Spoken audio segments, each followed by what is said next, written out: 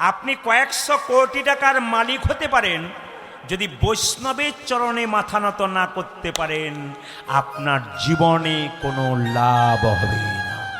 সবাই তাকাবেন মন দিয়ে। তো এইদিকে যদি হও নিচু তবে পাবে কিছু। আগে ছেলে মেয়েদের নিচু হতে শেখান। যার ভেতরে অহংকার আছে, পণ্ডিত বলল সে যেন বারে বারে মন্দিরে প্রণাম করে। যত মন্দিরে নিচু হবে তত উঁচু হবার চান্স থাকবে। এই জন্য বারবার বলবো, সন্তান মানুষ করবেন, নিচু হতে শেখান। কোথায় নিচু হবে? বৈষ্ণবের চরণে। কোথায় নিচু হবে? মন্দিরে। কোথায় নিচু হবে? ভগবানের চরণে। কোথায় নিচু হবে? গুরুদেবের চরণে। কোথায় নিচু হবে? ব্রাহ্মণের চরণে। যদি নিচু হতে পারে তবে কিছু পাবার চান্স আছে। সবাই শুনবেন মায়েরা। সঙ্গে সঙ্গে নারদ বলল, তুমি যে পঞ্চপাণ্ডবের পক্ষে যোগ দিলে, 100 ভাইয়ের পক্ষে যোগ দিলে না, প্রমাণ দাও কাজে। ভগবান বলল, নারদ তোমাকে, এই যে নারদ তোমাকে 3টে ফুলের মালা দিলাম, তোমাকে 3টে ফুলের মালা দিলাম। হ্যাঁ, তুমি চলে যাও 100 ভাইয়ের দাদা দুর্যোধনের কাছে, ওকে জিজ্ঞেস করো ওদের মধ্যে যে উত্তম তার গলে একটা মালা পরাবে, যে মধ্যম তার গলে একটা মালা পরাবে, আর যে অধম তার গলে একটা মালা পরাবে। নারদ যাচ্ছে মায়েরা, গিয়ে যেই না 100 ভাইয়ের দাদা দুর্যোধনের কাছে গেছে, গিয়ে বলছে, এই যে তোমাদের মধ্যে উত্তম কে? দুর্যোধন বলল, আমি হলাম 100 ভাইয়ের দাদা দুর্যোধন, আমি হলাম উত্তম। কিন্তু ভগবান বলেছিল উত্তম মধ্যম অধম 3টে পাবে তবে মালা পরাবে, 2টো পেলে পরাবে না। তোমাদের মধ্যে মধ্যম কে? সঙ্গে সঙ্গে দুর্যোধন বলল, আমার মেজ ভাই দুঃশাসন। অধম কে? বলছে এখানে অধম বলে কেউ নাই। ভগবান মালাটাকে ফেরত নিয়ে এলো। মা এসে কি করলো জানেন? ভগবানকে বললো, তাহলে এবার কি করব? ভগবান বলল, পঞ্চপাণ্ডবের ভাই অর্জুনের কাছে যাও। যখনই নারদমুনি অর্জুনের কাছে গেছে, জিজ্ঞেস করছে, অর্জুন তোমাদের মধ্যে উত্তম কে? অর্জুন বলল, যে ছবিটা দেওয়ালে টাঙানো আছে ভগবান শ্রীকৃষ্ণের, উনি হচ্ছেন উত্তম, ওনার গলায় উত্তমের মালাটা পরান। মধ্যম কে? অর্জুন বলল, ভক্ত আর ভগবানের মধ্যে মিলন ঘটায় যে, সে হলো মধ্যম। ওগো নারদমুনি, তুমি হলে মধ্যম, যদি মধ্যমের মালা পড়তে হয় তবে তোমার গলায় তুমি পরো। অধম কে? অর্জুন চোখের জলে ভেসে বলল, অধম আমি, যে যুগ যুগ ধরে গোবিন্দের চরণ পাবার জন্য অপেক্ষা করছি, আমার গলায় অধমের মালাটা পরিয়ে দাও। মায়েরা, যদি অধম হতে পারবেন তবে গোবিন্দের কৃপা পাবেন। মুকুন্দ বাড়ি ফিরে এলো। সবাই তাকান। বাড়িতে আছে একটা মন্দির তৈরি করলো। সবাই তাকাবেন মায়েরা। আপনার বাড়িতে আপনি মন্দির কোথায় করবেন? নতুন বাড়ি যারা করছেন শুনে নেবেন, মন্দির করবেন কোথায়? ঈশান কোণে। বাথরুম ঘর যেন ঈশান কোণে না হয়। জ্যোতিষশাস্ত্র বলছে, যার বাথরুম ঘর ঈশান কোণে হয়েছে, জেনে রাখবেন তার জীবনে কোনোদিন ভালো কাজ হতে হবে না। পরিষ্কার দেখে নেবেন, যার ঈশান কোণে বাথরুম আছে তার জীবনে উন্নতি হবে না, হতে কোনো কাজ সফল হবে না। 2, আপনি রান্নাঘর করবেন কোন দিকে? অগ্নিকোণে। এগুলো কার কথা? এগুলো হচ্ছে আমাদের খনা মায়ের কথা। কি বলছে? পিঁড়ে উঁচু নাকি? পিঁড়ে উঁচু আর মেঝে খাল, তার দুঃখ চিরকাল। এখন তো ইঞ্জিনিয়াররা প্ল্যান দিচ্ছে, কিন্তু এই প্ল্যানটা কার? খনা মায়ের, অনেক আগে দিয়ে চলে গেছে। কি বলছে? দক্ষিণ দুয়ারি ঘরের রাজা, পূব দুয়ারি তার প্রজা, উত্তর দুয়ারির খাজনা নাই, আর পশ্চিম দুয়ারির মুখে ছাই। এ কথা কে বলেছে? খনা বলেছেন অনেক আগে। এগুলো জেনে যদি কেউ করতে পারবে, ইঞ্জিনিয়ার ডাকার দরকার নেই। কেন? যদি খনা মায়ের কথাগুলো জানা যায়। তিনি কি বলছেন? দরজা যদি করতে হয়, জায়গা থাকে আপনার, ফ্ল্যাট বাদ দিয়ে বললাম, ফ্ল্যাটে নয়, আপনার বাড়ি করছেন, দক্ষিণ দিকে দরজা করার চেষ্টা করবেন, সদর দরজা। কেন? দক্ষিণা বাতাস খুব সুন্দর আসে, ঝঞ্ঝার ভয় নাই। যদি দক্ষিণ দিকে জায়গা না থাকে, যদি পারেন তবে পূর্ব দিকে করুন। যদি পূর্ব দিকে না থাকে, উত্তর দিকে করলে কি হয়? খনামা বলছে অভাব লেগেই থাকে। আর পশ্চিম দিকে দরজা করলে ঝড় ঝঞ্ঝা সব সময় লেগে থাকে। জেনে রাখবেন মায়েরা, বাড়িতে সন্ধ্যাবেলায় প্রদীপ দেবেন। জ্যোতিষশাস্ত্র বলছে প্রদীপ দেওয়ার সময় আপনাকে মাথায় রাখতে হবে দক্ষিণ দুয়ারির দরজাটা বন্ধ করে রাখতে হবে, জানলা দরজা, এগুলো মাথায় রেখে যান। যখনই বাড়িতে সন্ধ্যাবেলায় প্রদীপ দেবেন, আপনার দক্ষিণ দিকে যে দরজা এবং জানলা আছে সেই দরজা জানলা 10 মিনিটের জন্য বন্ধ করুন। কেন? দক্ষিণ দুয়ারটা জমের দুয়ার, অশুভ শক্তির আগমন হয়, তাই ওই দিকটা সন্ধ্যাবেলায় বন্ধ করতে হয়। আবার এও বলেছে জ্যোতিষশাস্ত্র, কি বলেছে? বাথরুম ঘর করবেন, পেছনটা যেন দক্ষিণ দিকে না করে বসা হয়। 2, আবার বলছে শোবেন বাড়িতে তো উত্তর দিকে মাথা করে শোবেন না, দক্ষিণ দিকে মাথা করে শোবেন। কেন? আমাদের যে মা, কাকিমা, মাসি, বাবা যারা মারা গেলেন তারা সবাই উত্তর দিকে, দক্ষিণ দিকে রয়েছেন, তাই যদি উত্তর দিকে মাথা করেন, দক্ষিণ দিকে পা করেন, ওদেরকে অপমান করা হয়। আর দ্বিতীয় একটা কারণ আছে, যদি কেউ মারা যায় তবে তাকে উত্তর দিকে মাথা করা হয়। যদি আপনার বাড়িতে জায়গা না থাকে, আপনি বাড়ির বিছানাটা চেষ্টা করবেন দক্ষিণ দিকে, না পারলে করবেন পূর্ব দিকে, পশ্চিম দিকে এবং উত্তর দিকে না করার চেষ্টা করবেন, আপনি লাভবান হবেন, একথা মাথায় রাখবেন। মুকুন্দ সরকার বাড়ি তৈরি করলো মা, সেই সময় একজন বাংলার মুসলমান নবাব হুসেন শাহ, তার পেটের যন্ত্রণা, বললো কেউ কি নেই আমার পেটের যন্ত্রণা ভালো করতে পারে? একজন বলল নবাব তোমার পেটের যন্ত্রণা ভালো হতে পারে, একজন মুকুন্দ সরকারের কাছে যেতে পারো, তবে সে গরিবের চিকিৎসা করে। নবাব বলল আমি ফকির সেজে যাব, আমার নাম রাখবো হুসেন ফকির, দেখি তো আমার চিকিৎসা করে কিনা। সবাই লক্ষ্য করুন, সকালবেলায় মুকুন্দ সরকার গোপীনাথের পুজো করছে, প্রচুর লোক লাইন দিয়ে দাঁড়িয়ে আছে, আর মালদা থেকে ছুটে এসেছে কে না, নবাব হুসেন শাহ, কি সেজে? ফকির সেজে, চিকিৎসা করাবার জন্যে। এখানে যারা কীর্তন শুনছেন তাদের একটু চৈতন্য দিয়ে দিই। আমি 10 বছর আগে চেন্নাই গিয়েছিলাম চিকিৎসা করানোর জন্যে। তো যে চিকিৎসক আমাকে অপারেশন করেছিলেন তাকে সকালবেলায় দেখতে পেয়েছিলাম ভোর 5টের সময়, তিনি মন্দিরের পাশে বসে দিব্যি ভগবানের পুজো করছেন। উনি যখন এলেন, ওনার টেবিলে দেখতে পেলাম ভগবান কৃষ্ণের ছবি। ওনাকে জিজ্ঞেস করলাম আপনি কৃষ্ণ ভালোবাসেন? উনি বলছেন কেন ভালোবাসবো না, উনিই তো সব, আমি নিমিত্ত মাত্র। আমি তখন মনে মনে ভাবলাম, ইংল্যান্ড আমেরিকা ফেরত ডাক্তাররা এরা ভগবানকে ভজনা করে, আর আমাদের সামান্য একটা চাকরি পেয়ে গেলে আমরা ভগবানকে ডোন্ট কেয়ার করে দিই। এটাই আমাদের সবচাইতে লজ্জার ব্যাপার। ওদের কাছে শিখতে হবে, ওরা কি করলো আমরা কি করলাম। প্রেমানন্দ মহারাজ বৃন্দাবনের নাম জানা আছে, জোরে বলুন। প্রেমানন্দ মহারাজ নাম জানা আছে। 18 বছর কিডনি নেই, ডায়ালিসিস চলছে, কিন্তু জানি রাধে রাধে জপ করছেন। তার কাছে দেখবেন বিশ্ববিখ্যাত ক্রিকেটার বিরাট কোহলি আর তার স্ত্রী অনুষ্কা চরণে বসে আছে, যার নাকি দেশে দেশে বাড়ি আছে, যার নাকি টাকার কোনো হিসাব নাই, তার স্বামী স্ত্রীতে দুজনে বসে প্রেমানন্দ মহারাজের কাছ থেকে তুলসীর মালা পরে জগৎকে শিখিয়ে দিলেন, টাকা গাড়ি বাড়ি থাকলে হবে না, আসল ভেতরে ভক্তির সমুদ্র থাকতে হবে। এইগুলো দেখে চেতন যদি না হয়, আর কবে চেতন হবে? সামান্য চাকরি করে আপনি ভাবছেন আপনি সব কিছু হয়ে গেলেন। ওদের দিকে তাকান, ওরা কি করলো। আচ্ছা মায়েরা, যিনি চাঁদে গিয়েছিলেন সুনিতা উইলিয়ামস, নাম জানা আছে, সেই মেয়েটির ব্যাগে কি পাওয়া গিয়েছিল জানেন? একটি গণেশের মূর্তি, একটি শ্রীমদ্ ভাগবত গীতা।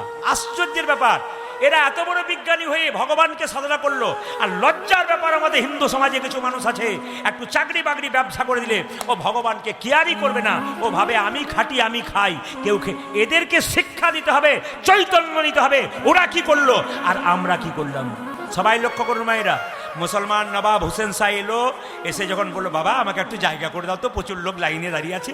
মুকুন্দ সরকারের চিকিৎসা করবার জন্য ভগবানের পুজো করছে, আর নবাব হুসেন শাহ ফকির সেজে সামনে দাঁড়িয়ে দেখছে, আহ মুকুন্দ কি সুন্দর গান গাইছে গো, মুকুন্দ গান গাইছে।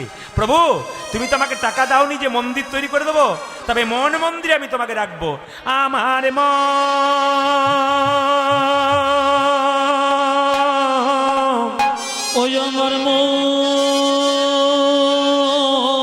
বলুন তো মায়েরা, নবাবের নাম কি বললাম? হুসেন শাহ। কি সেজে এসছে? ফকির সেজে। উনি দেখছেন মুকুন্দ গান গাইছে সকালবেলায় স্নান করে। নবাব মনে মনে ভাবছে তোমার চিকিৎসা ভালো হয় কেন বুঝতে পারলাম গো, তুমি গোবিন্দকে দিয়ে তারপর সেবা করো। তাই আপনি পূজা পাঠ করবার সময় যদি তিলক না করেন, গোটা পূজাটা বৃথা। আপনি যজ্ঞ করছেন বাড়িতে, যদি তিলক না করেন গোটা যজ্ঞটা বৃথা। আপনি দান ধ্যানের কাজ, সেবার ব্যবস্থা করেছেন বাড়িতে, কাউকে সেবা দেবেন, দান করবেন, আপনি তিলক না করলে গোটাটাই কিন্তু বৃথা। কি বলে গেলাম? কোথা থেকে বললাম? ব্রহ্মবৈবর্ত পুরাণ। এখন অনেকে ফেরে পড়ে গেল, তাহলে এতদিন যারা করি নাই তারা ভুল করলাম। হ্যাঁ ভুল করলেন। যদি ব্রহ্মপুত্র পুরাণ পড়েন পরিষ্কার বলছে তিলক করতে হবে।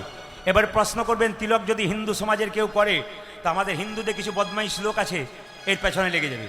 অন্য ধর্মের লোক যদি ধর্ম করে না, তার পেছন পেছন 5 জন বলে তুই করে যা, আমি তোর পাশে আছি, কেউ বললে আমাকে বলবি, তারপর দেখাবো মজা। আর আমাদের সবচেয়ে লজ্জার ব্যাপার, একজন যদি তিলকমালা করে, পাশ থেকে একজন বলে বাবারে হারাধনের বইয়ের কি ঢং দিদি তিলকমালা করেছে। না না, হাসি নয়, এটা আমাদের লজ্জা। এই লজ্জাটা কবে যাবে? অনেকেই বলে দাদা আমি তিলকমালা করি, লোকে কত খারাপ কথা বলে। বললাম যারা খারাপ কথা বলে ওরা তো কুকুর।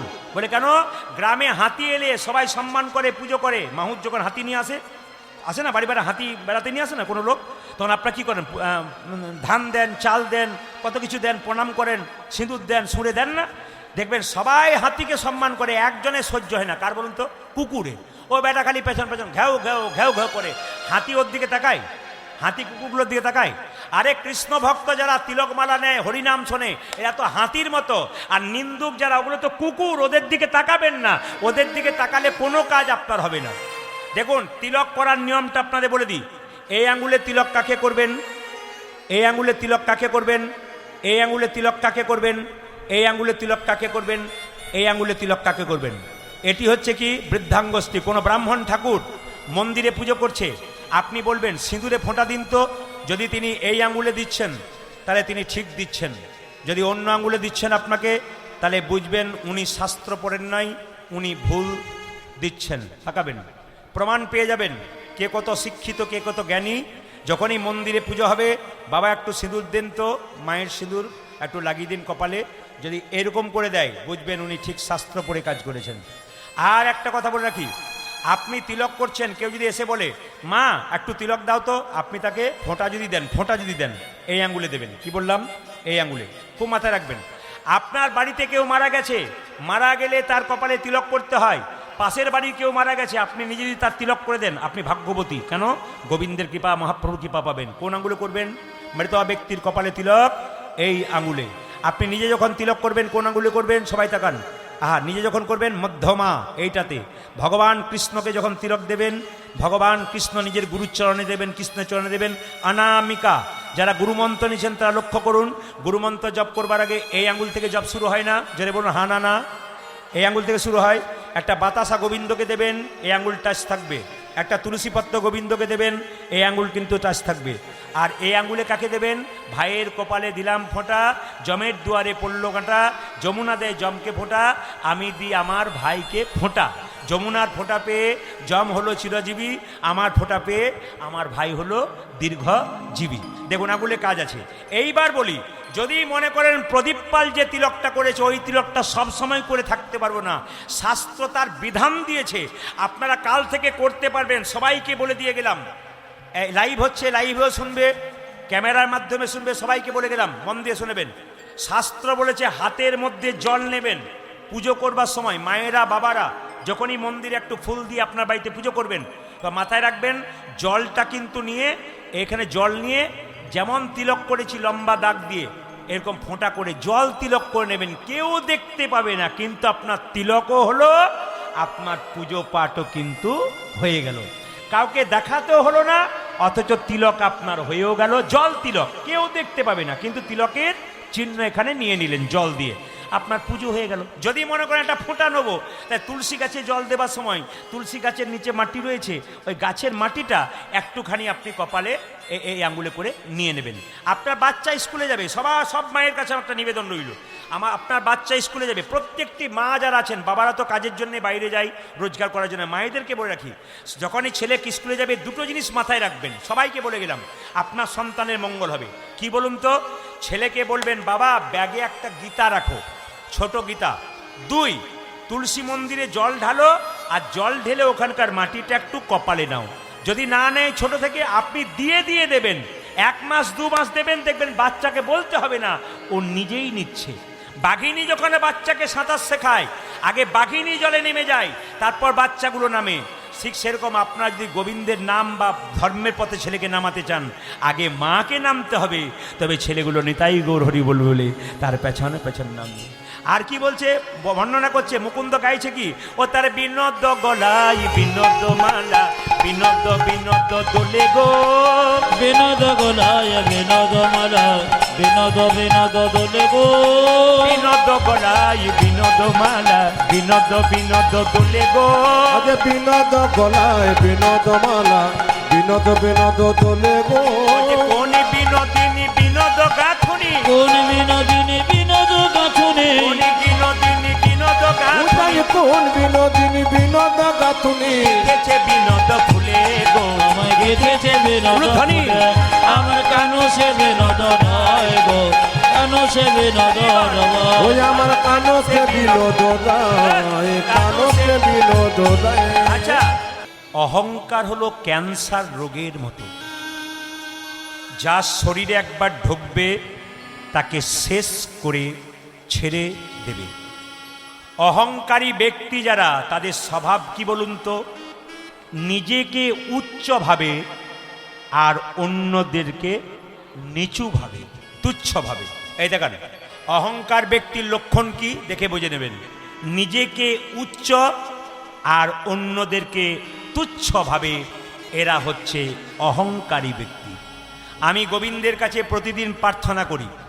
আমি পশ্চিমবাংলার প্রত্যেকটি জেলায় জেলায় যাই।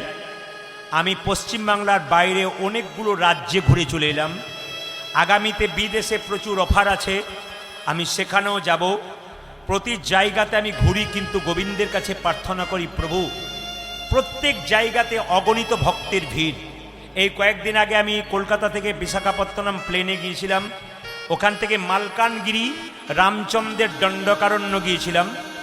এত বৃষ্টি হচ্ছিল 3 দিন ধরে, একটা রাম ঠাকুরের আশ্রমে কীর্তন হচ্ছিল, তা আপনার চমকে যাবেন। 20 থেকে 25,000 বসার লোক করেছে, আসরে জায়গা দিতে পারছে না, এত গাড়ি ঘোড়া। ওনারা বললেন এখানকার লোক হাঁ করেছিল, বলে কেন? ইউটিউবে আপনাকে দেখতো, দেখার খুব ইচ্ছা, সামনাসামনি কীর্তন শোনার খুব ইচ্ছা। এতে যদি আমার ভেতরে অহং জন্মায়, আমি শেষ হয়ে যাব। গোবিন্দের কাছে প্রার্থনা করি, তুমি যেটুকু বলাবে আমি সেটুকু বলবো, ইনারা যেটুকু শুনবেন সেটুকু শোনাবো। গোবিন্দ যতটুকু বলাবেন এই জায়গায় ব্যাসাসনে দাঁড়িয়ে ততটুকু ভুলবো। যদি ভুল হয়ে থাকে, আমি আবার বললাম ভুল তো হতেই পারে। হাতি চলতে চলতে তার বড় বড় পা অনেক সময় খালে পড়ে যায়। আমাদের জীব বলতে বলতে মাঝে মাঝে দু একটা ভুল বলে ফেলে। যদি ভুল হয়ে থাকে, নিজ গুণে ক্ষমা করে দেবেন। অহংকার ভালো নয়। কিসের অহংকার? এই যে এত সুন্দর কাপড় পরেছেন মা, যেদিন আপনি মারা যাবেন সেই দিন এই কাপড়গুলো কি আপনাকে দেবে? জোরে বলুন, কি দেবে? একটি সাদা থান কাপড় দিয়ে দেবে।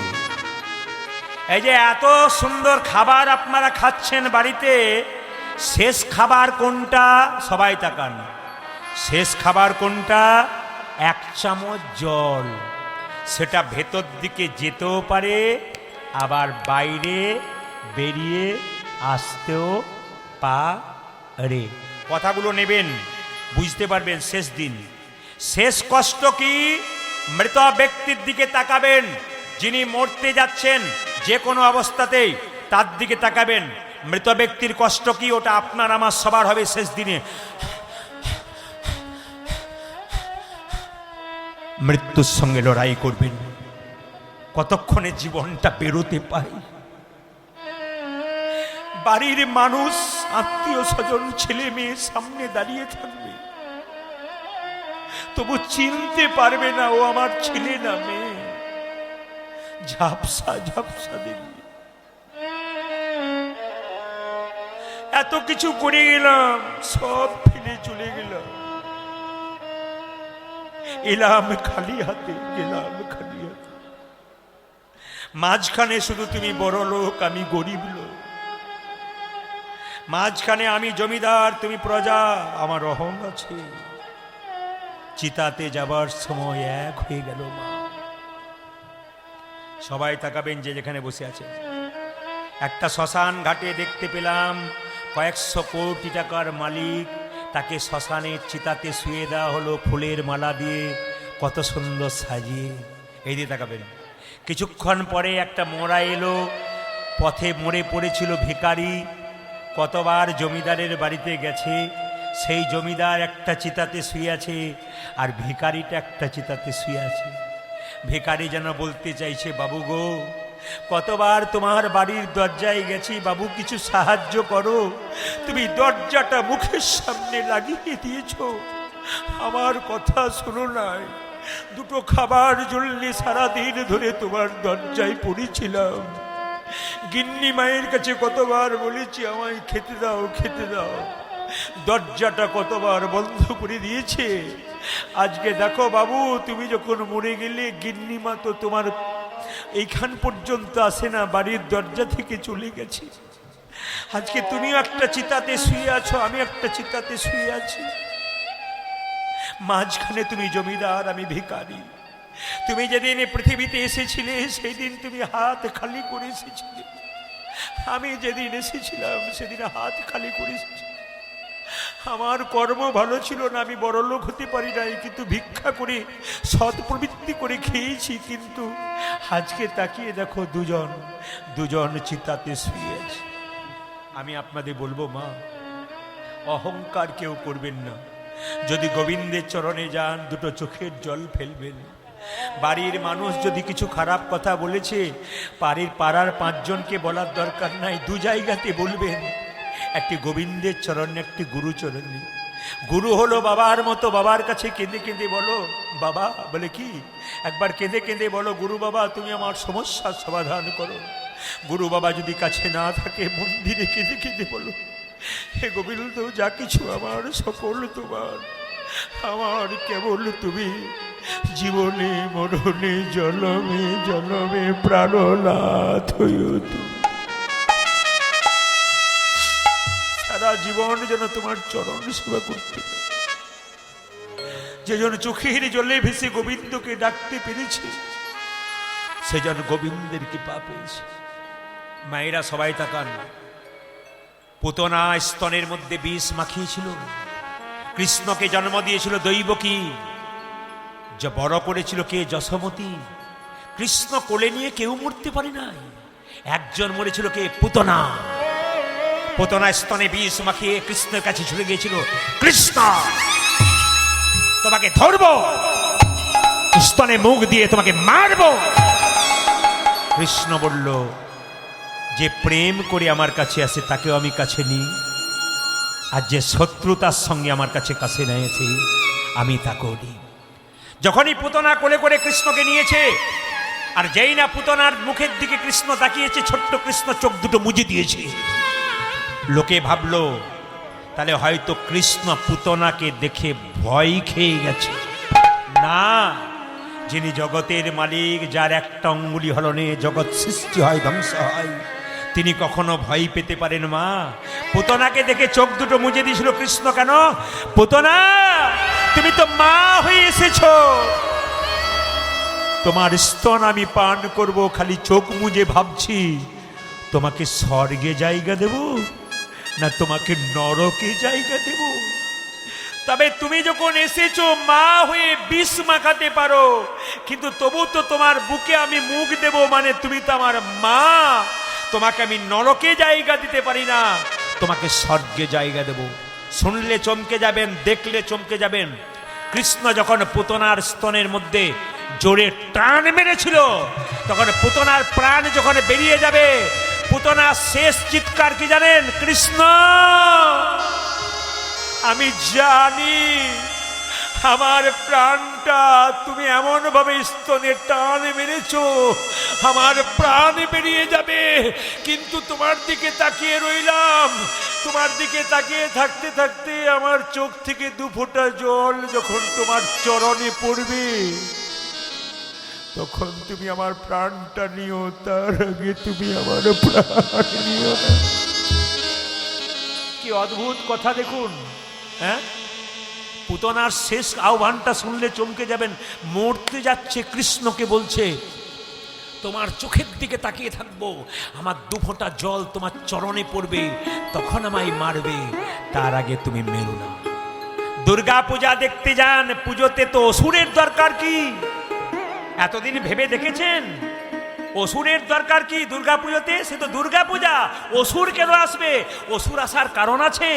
অসুরকে যখন দুর্গা মেরেছিল, অসুর তখন কেঁদে কেঁদে বলেছিল, মা সারা জীবন তোমাকে দুঃখ দিলাম, যন্ত্রণা দিলাম, জ্বালা দিলাম, আমি মরে যাব। তুমি অস্ত্র দিয়ে আমার বুকে বারবার আঘাত করছো, আমি অসুর, আমি মরে যাব, কিন্তু মরার আগে তোমার কাছে একটা প্রার্থনা আছে। কি? মর্তধামে যেখানে মন্দিরে তোমার পুজো হবে, তোমার চরণ তলে যেন আমাকে রেখো। বলে কেন? ব্রাহ্মণ যখন ফুল ছুড়বে তোমার চরণে, তোমার চরণের ফুল আমার বুকে, আমার মাথায় পড়বে, আমার অসুর জন্ম থেকে যেন মুক্তি হয়ে যায়।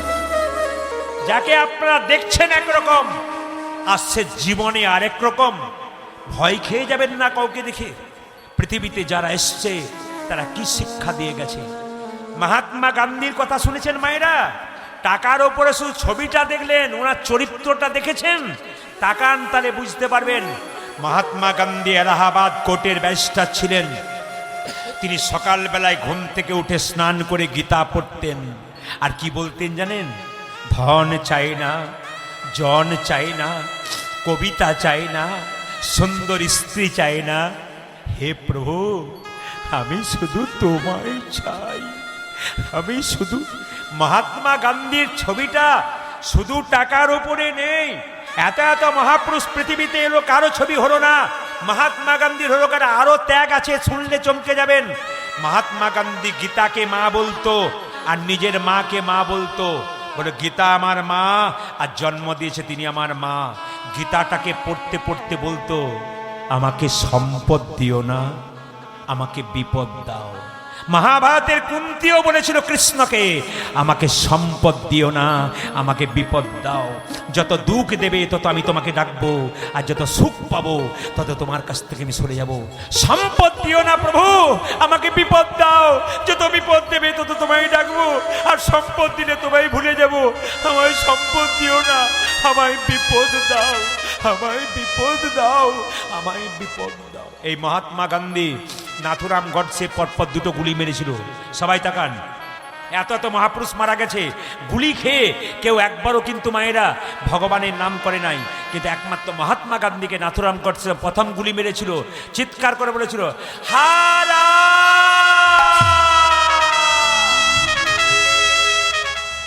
প্রথম গুলি বুকের মধ্যে লেগেছে, আর কি বলছে দেখুন,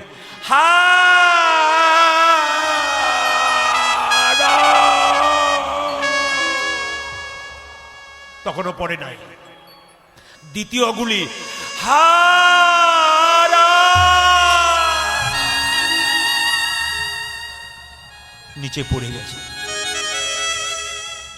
এই হলো মহাত্মা গান্ধী। শুধুই কি টাকা? শুধু দেখে গেলেন, চিনতে পারলেন না। শুধু জানলেন, কিন্তু তাদের ভেতরটা জানলেন না। কাউকে বাইরে দেখে বিচার করবেন না। ইউটিউবের মাধ্যমে আমাদের দেখবেন অনেকে শুধু কথাই শোনে, সে কথা শোনার পর ধারণা করেনি, কথা বলেন। কিন্তু লীলা যখন শুনবেন তখন লীলার মাধ্যমে যাব। বাচ্চা জন্ম দিলে বাচ্চার মুখে কি দিন? জোরে বলুন। নিম পাতা, মধু? একবার জোরে বলুন তো কি দিন? অনেকে ভয়ে বলছে না, গন্ডগোল টন্ডগোল কিছু থাকতে পারে নাকি? জোরে বলুন কি দেন? জোরে বলুন মধু। আচ্ছা মায়েরা কিছু মনে করবেন না, বাচ্চাকে মধু দেন, আপনারা বলুন আর না বলুন, আপনাদের ভেতরে বিশ্বাস আছে যে আমার ছেলে মিষ্টি মিষ্টি কথা বলবে। বুকে হাত দিয়ে বলুন তো, সত্যি কি মিষ্টি মিষ্টি কথা বলে?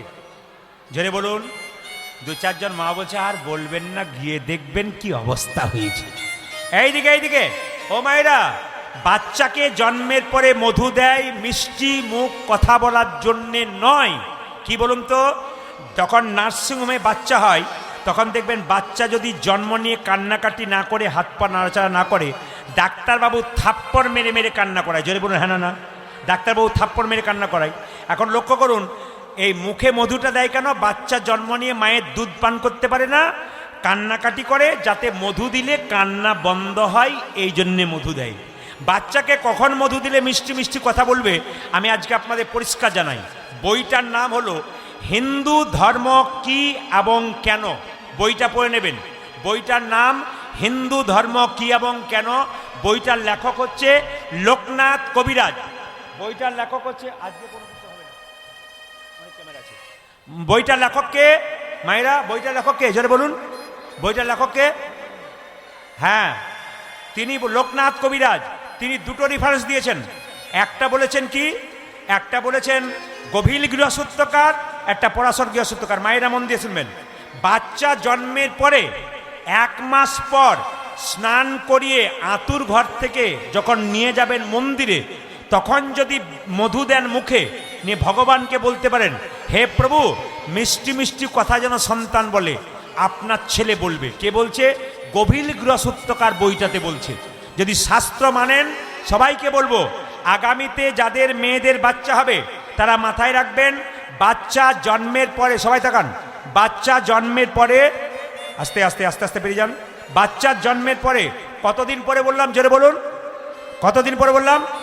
1 মাস আতুর ঘর থেকে বের করে স্নান করে মধু দিলে বাচ্চা দেখবেন না, একটা প্র্যাকটিক্যাল দেখুন, স্বাস্থ্যের কথা প্র্যাকটিক্যাল। আর দ্বিতীয় কি, বাচ্চা যেদিন মুখে ভাত, সেদিন পরমান্ন দেবার আগে মধু দিয়ে প্রভুর কাছে প্রার্থনা করুন যেন ছেলে মিষ্টি মিষ্টি কথা বলে। আচ্ছা, ছেলেটা জন্ম নিয়েছিল কি বার, জোরে বলুন, কি বার, কি বার বলেছিলাম? সেদিন কি পুজো ছিল? কালী পুজো, হ্যাঁ। সরস্বতী পুজো। আচ্ছা মায়েরা, সরস্বতী পুজো দিন তো দোকান বন্ধ হয়ে গেছে, মধু কেনার পয়সা নেই। 2 কানে শোনা গেল মধুর হরিনাম, আজ 2 কানে শোনা গেল মধুর হরিনাম, 2 কানে শোনা গেল মধুর আজ 2 কানে শোনা দিল মধুর হরিনাম, হরিনামে শোনালো, মধুর হরিনামে শোনালো, হরিনামে শোনালো, মধুর হরিনামে শোনালো, সংসারের কথা শোনার আগে হরিনামে শোনালো, সংসারের কথা শোনার আগে হরিনামে শোনালো, সংসারের কথা শোনার আগে নাম ময়দা হলো, সংসারের কথা শোনার আগে নাম ময়দা হলো, সংসারের কথা শোনার আগে নাম ময়দা হলো, হরি কথা শোনার আগে নাম ময়দা হলো, সংসারের কথা শোনার আগে হরিনামে শোনালো, আজ 2 কানে শোনা গেল মধুর হরিনাম, আজ 2 কানে শোনাইলো আচ্ছা, মধুর আচ্ছা। হরিনাম। সরস্বতী পুজোর দিনে কোনো ছেলে হলে আমাদের ওদিকে কিন্তু বলে, আপনাদের বলে কিনা জানি না, কি বলে বলুন তো? হে মা, ইঞ্জিনিয়ার হোক, ডাক্তার হোক, মাস্টার হোক, ইনি কিন্তু তা বললেন না। মুকুন্দ কি বললেন? আশীর্বাদে করো মা, আশীর্বাদে করো মা, আশীর্বাদে করো মা, আশীর্বাদ কি কি কি যেন ভাগবতে পড়তে পারে, আশীর্বাদে করো মা, যেন ভাগবতে পড়তে পারে, আশীর্বাদে করো যেন মা, ভাগবতে পড়তে পারে, আশীর্বাদে করো মা, যেন ভাগবত পড়তে পারে, আশীর্বাদ করো, যেন সংকীর্তন গাইতে পারে, আশীর্বাদে করো মা, আমি সংকীর্তন গাইতে পারে, আশীর্বাদে করো মা, যেন সংকীর্তন গাইতে পারে, হরি হরি হরি, যেন ভাগবতে পড়তে পারে, হরি হরি হরি আমি বলে, সংকীর্তন গাইতে পারে, হরি হরি হরি যেন বলে, ভাগবতে পড়তে পারে, হরি হরি হরি আমি বলে, সংকীর্তন গাইতে পারে, আশীর্বাদ করো মা, 2 কানে শোনা গেল মধুর হরিনাম, আজ 2 কানে শোনাইলো মধুর হ। মধুর হরিনাম। আচ্ছা মায়েরা, ছেলেটা একটা নাম রাখতে হবে তো। নাম কি রাখলো? ভক্ত রঘু নন্দন। এ নাড়ু খাওয়াবে, তবে সবাই মিলে একবার বলুন, রাধে রাধে। আরো জোরসে বলনা পড়েগা, দোনো হাত উঠাকে বলো। সংসার সুখের হয় পুরুষের গুণে। হ্যাঁ হ্যাঁ হ্যাঁ, ঠিক, আমি ভুল বলে ফেললাম নাকি? না ঠিক ঠিক, আপনারা চুপ করে আছেন কেন? আপনাদের পক্ষ হয়ে বললাম হ্যাঁ হ্যাঁ বলছেন না কিছু, জানে তো। খালি চুপ করে আছেন। এইদিকে সংসার সুখের হয়, দেখেছেন যে ঘুমোচ্ছিল সে হয়েছে বলছে না রমণীর গুণ। হ্যাঁ আজকে যা হয়েছে হচ্ছে, কালকে যেখানে ছিলাম ক্যামেরা হচ্ছে, নাম করবো না, আপনাদের দক্ষিণে ছিলাম, দিব্যি রাত্রি একটু তো গান দিয়েছিল 8টা থেকে, তো 11টা যখন বাজছে, একজন মেয়ে কিন্তু সামনে ঘুমোচ্ছে, সবাই কীর্তন শুনছে, ঘুমোচ্ছে, বয়স কমা। যখন বলছে সংসার সুখের হয় পুরুষের গুণে, ও তখন উঠে বলছে, আমার বাবা রে, কঠিন ব্যাপার। আচ্ছা মায়েরা, সংসার সুখের হয় পুরুষের গুণে, যদি কোনো পুরুষ তার বইয়ের কথা চুপচাপ শোনে। হ্যাঁ, না কি বলছেন? ঠিক বলেছি? 2-4 জন কিন্তু বাবারা বলছে না, কারণ তো 2 জন ডবল এসছে তো, তাকাচ্ছে যে আমাদেরটা কি বলছে একবার দেখি। হ্যাঁ, আবার 2-4 জন দাদাকে বলছি পুরুষের গুণে, মানে বলা বেশি বলার দরকার নাই, গন্ডগোল হচ্ছে বাড়িতে কি, যেটা বল রাধা রানী কি, শ্যাম সুন্দর কি। আচ্ছা আমি প্রদীপ পাল, আমাকে আপনারা ক বছর দেখছেন ইউটিউবে, জোরে বলুন? 5 বছর, 6 বছর, 7 বছর। কিন্তু লক্ষ্য করুন, ছেলের নাম আপনার ভালো নাম রাখবেন। অনেকে দেখবেন নাম রাখে কি, পাপাই, যত পাপ আছে সব আমার ঘরে আই, না কি বলছেন? তাপাই, যত তাপ আছে সব আমার ঘরে। এখন সব সিরিয়াল দেখে দেখে নাম, কিন্তু নাম দেখুন ভালো রাখবেন। আমি একটা কথা বলি, মন দিয়ে শুনবেন। ঝাড়খণ্ডে আমি প্রতি বছর গান করতাম, তখন আমার তো যখন ইউটিউবে আপনারা দেখতে পান না, তখন আমি ঝাড়খণ্ড, মালদা, মুর্শিদাবাদ, নদিয়া, উত্তর দিনাজপুর, দক্ষিণ দিনাজপুর, প্রচুর গান বাড়িতে বায়না করতে আসতো। আমি ইউটিউবে হলাম তখন আপনারা চিনতে পারলেন। তো মায়েরা, ঝাড়খণ্ডে একটা আসরে গান করতে যেতাম প্রতি বছর। একজন ভদ্রলোক সামনে যেমন দাদা বসে আছেন, উনি প্রতি বছর কীর্তন শোনেন। একদিন জিজ্ঞেস করলাম, আপনার স্ত্রীকে, এই যে দাদা, আপনার স্ত্রীকে ডাকেন না কেন? আমার স্ত্রী খুব দুঃখ, ছেলে মেয়ে হয় নাই তাই আসে না। প্রদীপবাবু আপনি একটু বলে দিন যেন ছেলে মেয়ে হয়। বললাম আপনার ঘর ভেঙেছে, দরখাস্ত তো আপনি করবেন, আমি কেন করতে যাব? উনি বলছেন না, তাও আপনি বললে হয়তো হতে পারে। আমি বলে দিয়েছি, যান, আপনার ছেলে বা মেয়ে 1-2 বছরের মধ্যে হবে। আন্দাজে লেগে গেছে আর কি, মানে এমনি বলি নাই, আন্দাজে লেগে গেছে আর হয়েও গেছে। মা, ওই পাশে একটা আসরে গান করতে গেছি, ভদ্রলোক এসে বলছে, গানে এসে বলছে, প্রদীপবাবু হয়েছে। আমার কি হয়েছে? ছেলে হয়েছে। নাম কিন্তু আপনাকেই রাখতে হবে। আমার কি নাম রাখবো? তুমি তিথি নক্ষত্র সব বলো, কখন জন্ম হয়েছে কি না সব কিছু বললো। বললাম তোমার ছেলের নাম সোমবার জন্ম হয়েছে, তোমার ছেলের নাম রাখলাম দিগম্বর। দারুণ নাম, দারুণ নাম। উনি চলে গেলেন মায়েরা কীর্তন শুনে, আর দিগম্বর হয়েছে। 3-4 বছর আবার গান করতে গেছে ওই এলাকাতে। 3-4 বছর পর উনি সামনে বসে আছেন। কীর্তন যখন শেষ হয়েছে তখন এসে বলছে, দাদা এবছর আর একটি হয়েছে। যে তোমার হয় না আমার লাইন দিয়েছে, যে তোমার হ্যাঁ হয় না লাইন দিয়েছে। বলছে এবছর আরেকটি হয়েছে। বলছে নাম কিন্তু আপনাকে রাখতে হবে। বললাম ঠিক আছে, তুমি সব কিছু বলো, কি বার কি খ্যান সব বলো, আমি করে দিচ্ছি। সব কিছু বললো। শেষে বললাম তোমার ছেলের নাম, এবার নাম রাখলাম কৃষ্ণ দাস। সবাই মিলে বলছে, উনি বলছেন চলবে না। বলে কেন? ম্যাচিং চাই। ম্যাচিং মানে বুঝেছেন?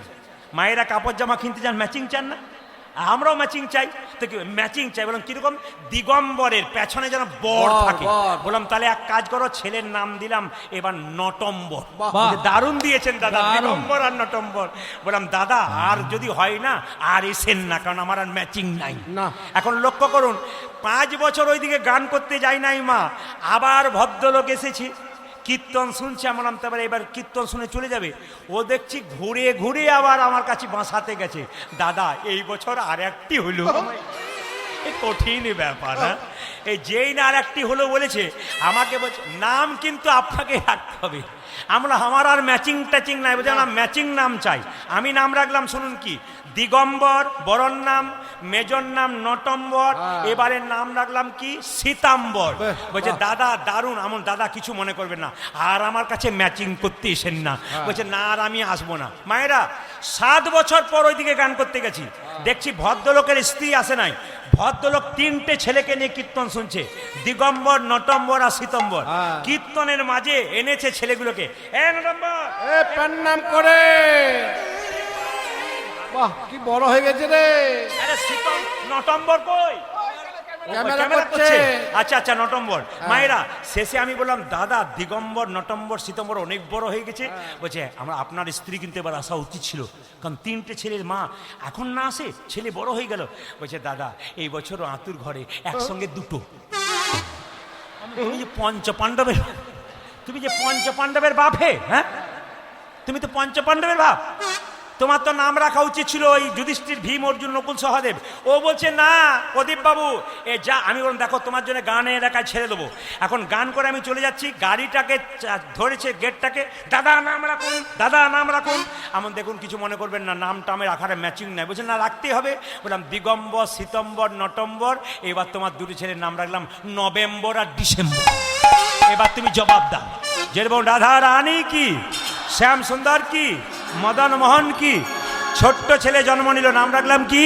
রঘুনন্দন। এই রঘুনন্দনটা কে মা? কামদেব মদন, তার 5টা বাণ ভগবান কৃষ্ণকে মেরেছিল। কৃষ্ণ বলল কামদেব আমার দেওয়া বাণ তুই আমাকে মারলি, অভিশাপ দিলাম তোর মর্তকুলে জন্ম হোক। কামদেব মদন কেঁদে কেঁদে বলল অভিশাপ যদি দিলে মর্তকুলে জন্ম হোক, আশীর্বাদ দাও যেন তোমার চরণ লাভ করতে পারি। ভগবান বলছে তুই তো খুব চালাক রে, তবে এক কাজ কর, আমি শ্রীখণ্ডে গোপীনাথ রূপে যাব আর তুই রঘুনন্দন রূপে যাবি। একদিন তোর হাতে আমি নারু প্রসাদ গ্রহণ করব। সবাই মায়েরা একসঙ্গে রঘুনন্দন খেলা করছে, সবাই হাত তুলে একসঙ্গে গাইবেন শ্যামল তনু একসঙ্গে। সুন্দর করে তালি দিও, সুন্দর তালি দিও একসঙ্গে।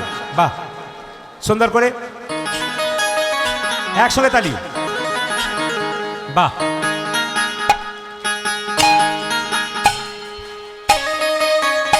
তালি। ক্যামেরা ঘুরছে, ক্যামেরা ঘুরছে, তালি।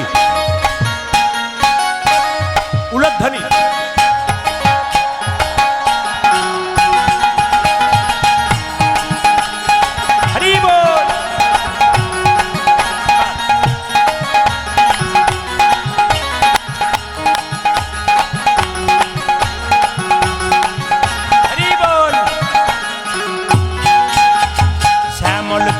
যে হলো আবিরেতে লাল, আচ্ছা আবিরেতে লাল, আচ্ছা হোলি খেলিছে আমার ব্রজের গোপাল।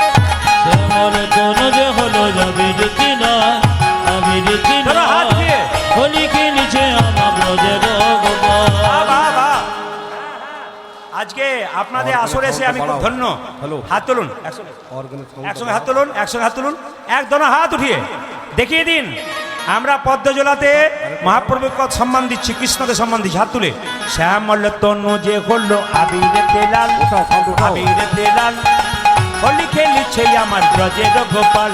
শ্যামল তনু যে হলো আবির নয়, আবির নয়, হোলি খেলিছে আমার ব্রজের গোপাল। সাথে লইয়ে শ্রীরাম সুদাম যত না রাখা, ও সাথে লইয়ে, সাথে লইয়ে, সাথে লইয়ে শ্রীরাম সুদাম যত না রাখো। সাথে লইয়ে, হ্যাঁ সাথে লইয়ে, সাথে লইয়ে, সাথে লইয়ে, হ্যাঁ সাথে লইয়ে শ্রীরাম সুদাম যত না রাখাল। আজি সাথে লয়ে, সাথে লয়ে, সাথে লয়ে সুদাম সুদাম যত না রাখা, হোলি খেলিছে জামা বজ্র গোপাল। শ্যামল তনু যে হলো আবিরেতে লাল, আবিরেতে লাল, হোলি খেলিছে আমার ব্রজের গোপাল। আজ শ্যামল তনু যে হলো আবির নয়, আবির নয়, হোলি খেলিছে আসলে। আমার ব্রজের গোপাল। রাধারে রং দেবে বলে ধরিল পিচকারি, ধরিল পিচকারি, লাল রঙে রাগাইল নীল রঙের শাড়ি। আজি রাধারিল, রাধারিল, রাধারি রাঙেবে মনে ধরেল বিজ্ঞানী, ধরেল বিজ্ঞানী, লাল রঙে না গায়েল নীল রঙে সারে। রাধারে রং দেবে বলে ধরিল পিচকারি, ধরিল পিচকারি, লাল রঙে রাগাইল নীল রঙের শাড়ি। উঠা যে রাধারে রং, রাধারে রং, রাধারে রং দেবে বলে ধরিল পিচকারি, ধরিল পিচকারি, লাল রঙের রাঙাইল নীল রঙের শাড়ি। এই যে রাধা বলে রং দিও না দোহাই নন্দলাল, রাধা বলে রাধিও না তোকে নন্দলাল, রাধা বলে রং দিও না দোহাই নন্দলাল। আজি রাধা বলে রং দিও না দোহাই নন্দলাল। আজ হোলি খেলিছে আমার ব্রজের গোপাল ধ্বনি। শ্যামল তনু যে হলো আবির নয়, আবির নয়, হোলি খেলিছে আমার ব্রজের গোপাল। ও যে শ্যামল তনু যে গাই গৌর হরে জীবন, হোলি খেলিছে জামা বজ্র গোপাল। শ্যামল তনু যে হলো আবির নয়, হোলি খেলিছে আমার ব্রজের গোপাল। আজি শ্যামল তনু যে হলো আবিরের লাল, হোলি খেলিছে আমার বজ্র গোপাল। দোনো হাত উঠিয়ে বলুন রাধে রাধে। আমার মন মন দিলে মন্দিরে তুমি মদন মোহন দাঁড়াবে গো আসি ডাকিয়া। উলট ওই আমার মন মন্দিরে বাবা, বাবা। মদন মোহন দাঁড়াবে গোসি ডাকি আমার মন মন দিলে মদন মন দাঁড়াবে গো আসি ডাকিয়া। ওই আমার মন মন্দিরে মদন মোহন দাঁড়াবে গোয়াছে ডাকে যা। কান্দিয়া কান্দিয়া তব নাম লইয়া, আমি কাঁদিয়া কাঁদিয়া তব নাম লইয়া কান্দিয়া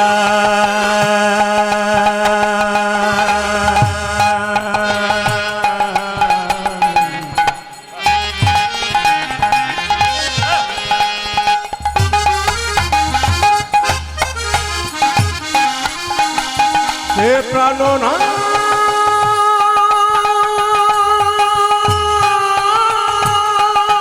বাবা,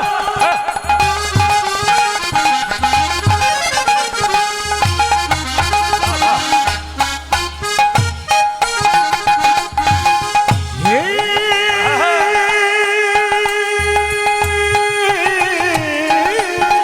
প্রাণনা আমি কাঁদিয়া কাঁদিয়া তব নামে লইয়া।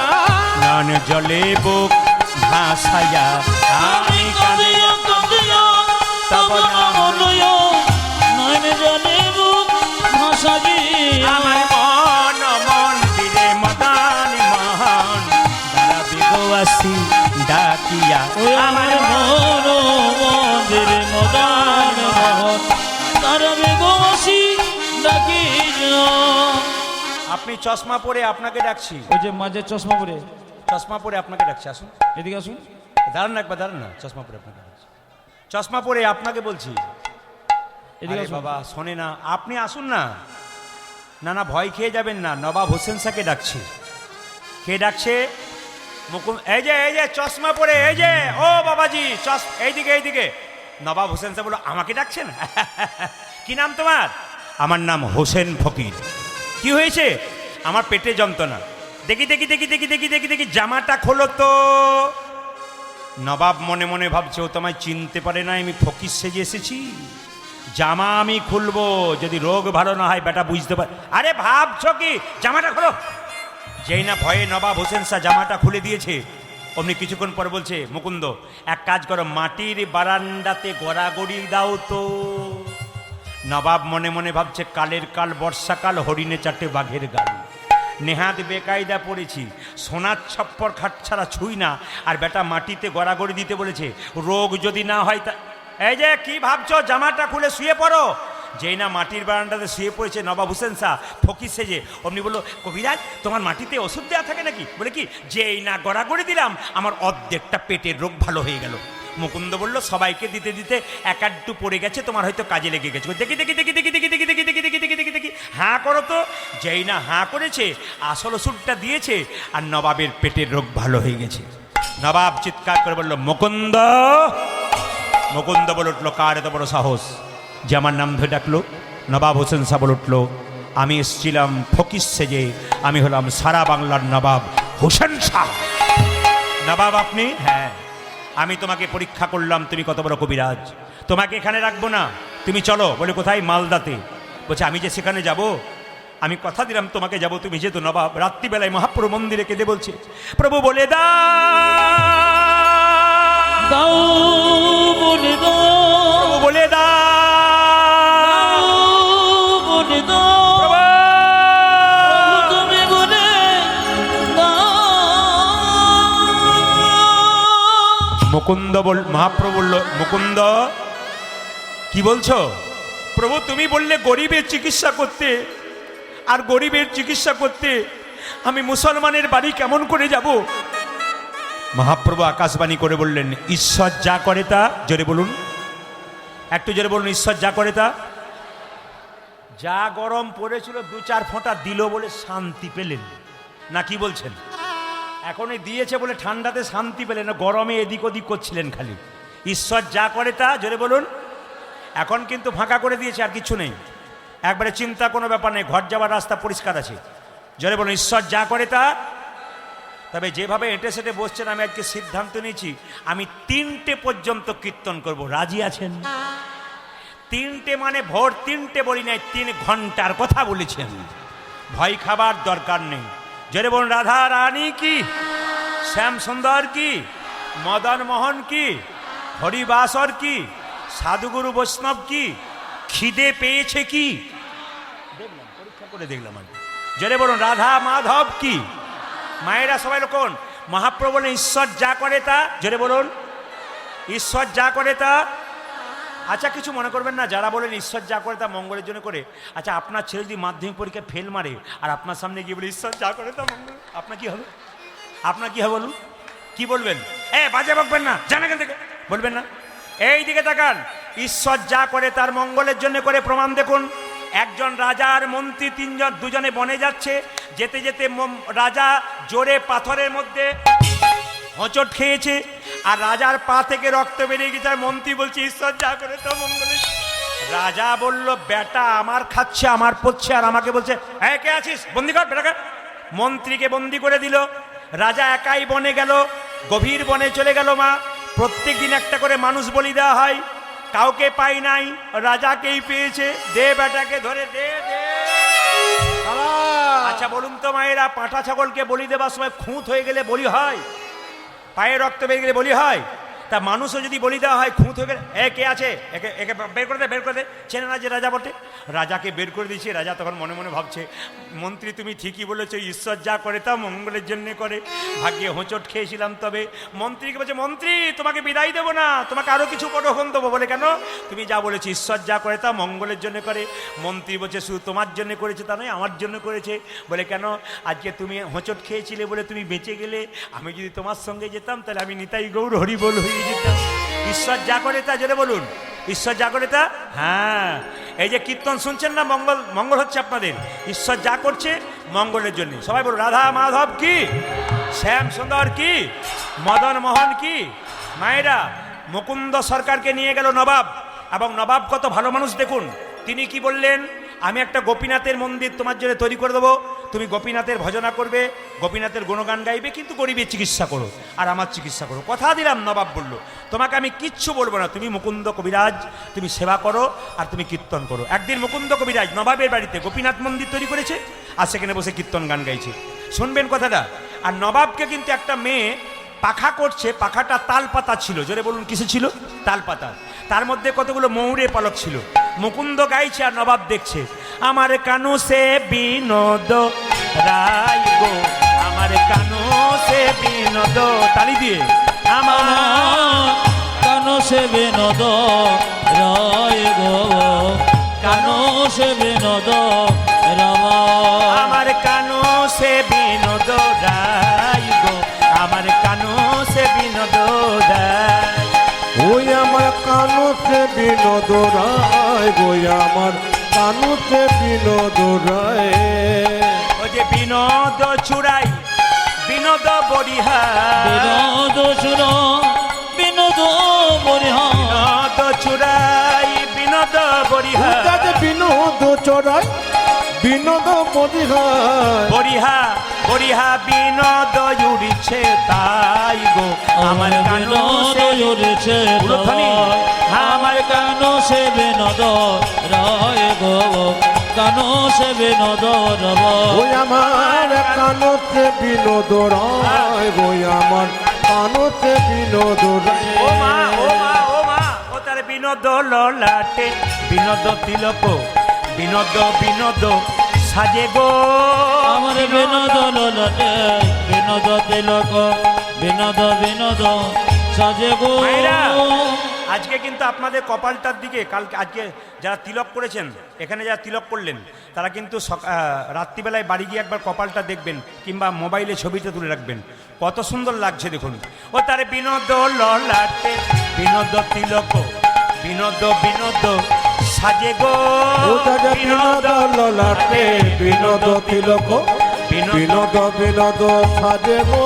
ও যে বিনোদয় ধরে বিনোদ মুরলী, বিনোদয় ধরে বিনোদ মুরলী, বিনোদয় ধরে বিনোদ মুরলী, ওটাকে বিনোদয় ধরে বিনোদ মুরলী, বিনোদ বিনোদ বাজে গো, বাজে বিনোদ বিনোদ বাজে। উলুধ্বনি। আমার কানো সে বিনোদ রায় গো, কানো সে বিনোদ রব। ওই আমার কানুতে বিনোদ রায়, কানুতে বিনোদ রায়। একটা কথা পরিষ্কার করে জেনে রাখুন, অন ক্যামেরা বলে গেলাম। কারা কারা মালা পড়েছেন হাত তুলুন। মালা মালা কারা কারা পড়েছেন মালা? দাদা ভাইরা কারা মালা পড়েছেন একটু হাত তুলুন। মালা। বাহ, খুব সুন্দর খুব সুন্দর। আচ্ছা, মালা আমি তুলসীর মালা বললাম না সোনার মালা বললাম, কি করে বুঝলেন? সোনার মালা। হাত তুলে দিলেন। আমি বলেছি তুলসীর মালা কারা কারা পড়েছেন হাত তুলুন। আচ্ছা, তুলেছেন তো? আর যারা পড়তে পারেন না তাদেরকে বলবো, অনেকে আমাকে বলে দাদা তুলসীর মালা পরে যদি মাছ মাংস খায় তাহলে পাপ হবে না? বললাম কেন, মালা না নিয়ে খেলে বুঝি পাপ হয় না? জেনে বলুন, মালা না নিয়ে যদি কেউ মাছ মাংস খায় পাপ হয় না? আচ্ছা বাবা, কিছু মনে করবে না, যারা মাংস খায়, এখানে কেউ খায় না, অন্য ভুল বলে ফেললাম নাকি? আমি ভুল বলে ফেললাম? আচ্ছা খান। আচ্ছা বলি, যারা মাংস খান তাদেরকে একটা কথা বলবো, মাংস খাবার আগে একটা চিন্তা করবেন, আপনার আঙুলটা যদি আমি চাই কেটে নিয়ে একটু ঝোল করে খাবো, কে কে দেবেন হাত তুলুন। আপনার আঙুলটা দিতে চান না, কারো গলা কেটে মাংস খাবেন, তার কত কষ্ট হবে, একটু বিচার করবেন তারপর খাবেন। এইদিকে এইদিকে, হ্যাঁ, আমাদের প্রেমময় অনুকূল ঠাকুর বলেছেন, যিনি যিনি বট গাছের মতো তিনি নিরামিষ খান, তিনি বট গাছের মতো, আর যিনি আমিষ খান তিনি হলেন কেমন? যেটা বলুন, তিনি হলেন কলা গাছের মতো, হুড় করে বাড়ে আর হুড় করে রাধে রাধে পরে। হ্যাঁ, মালা শুনে রাখুন, এখানে যারা কীর্তন শুনতে এসছেন, মালা সবাই নেবেন। মাছ মাংস খাবেন তারাও নেবেন, যারা নিরামিষ খান তারাও মালা নেবেন। আগামী কাল থেকে মালা নিয়ে প্রমাণ করবেন আমি হিন্দু। যিনি আমাদের প্রধানমন্ত্রী ছিলেন মনমোহন সিং, জোরে বলুন মাথার পাগড়ি খুলেছিল, জোরে বলুন, জোরে বলুন মাথার পাগড়ি খুলেছিল। এত বড় প্রধানমন্ত্রী নিজের ধর্মটাকে রক্ষা করতে পেরেছে। আমি প্রধানমন্ত্রী হতে পারে, এটা আমার ধর্ম, আমি মাথার পাগড়ি কোনোদিন, জোরে বলুন, খুলবো না, খুলবো না, খুলবো না। নিজের ধর্মের জায়গায় আপনি সব ধর্মকে সমান দিন, সম্প্রীতি বজায় রাখুন, ভালোবাসা সম্পর্ক করুন। আপনি মন্দির মসজিদ চার্চ গির্জা সব জায়গায় সম্মান দিন, কিন্তু নিজের ধর্মকে কেউ ছোট করবেন না, আর নিজের ধর্মের মানুষকে ছোট করবেন না। মালা পরবেন, যারা মাছ মাংস খান তারা মালাটা ঝুলিয়ে পরবেন। সবাই আমার দিকে তাকান, যারা দেখতে পাচ্ছেন ক্যামেরার মাধ্যমে বা এখানে আলোতে দেখতে পাচ্ছেন, যারা মাছ মাংস খান তারা তুলসীর মালা পরবেন, কিন্তু গলা থেকে ঝুলিয়ে পরবেন। কি বললাম? গলা থেকে ঝুলিয়ে পরবেন। আর যারা নিরামিষ খান তারা কণ্ঠে লাগিয়ে পরবেন। কি বললাম? এরকম, নিরামিষ খান তারা কণ্ঠে লাগিয়ে পড়বেন, আর যারা মাছ মাংস খান তারা কণ্ঠ থেকে বুকের মধ্যে একটু ঝুলিয়ে তুলসী মালা পরবেন। ও তার বিনোদ কটিতে বিনোদ ধরতি, বিনোদ বিনোদ সাজে গো, বিনোদ কোটিতে বিনোদ ধরতি, বিনোদ বিনোদ সাজে গো, বিনোদ কটিতে বিনোদ ধরতি, বিনোদ বিনোদ সাজে গো। তার বিনোদ কোটিতে বিনোদ ধরতি, বিনোদ বিনোদ সাজে গো।